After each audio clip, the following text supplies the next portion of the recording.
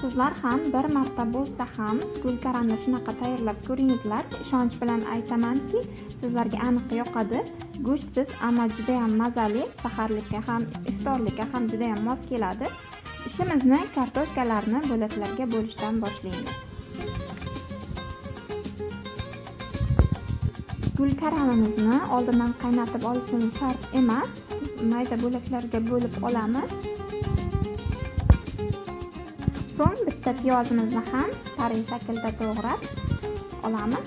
Qizib turgan tovamizga kartoshkamizni solib, tillarang ko'rinishga kelguncha yaxshilab qizartib olamiz.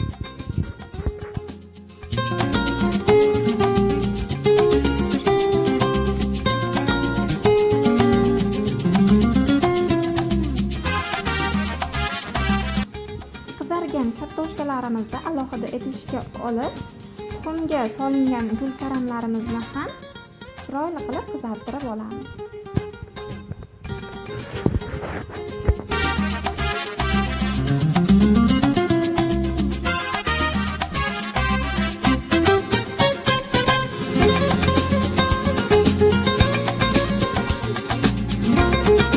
Piyozimizni ham qovurib, paprika, tuz, tamat solib, yaxshilab qizartirib olamiz.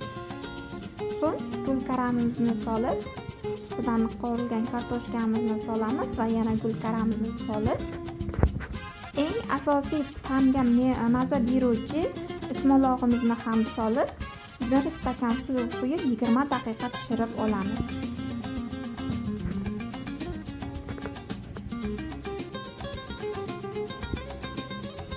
Taomimiz ham tayyor bo'ldi. Yoqimli ishtaha.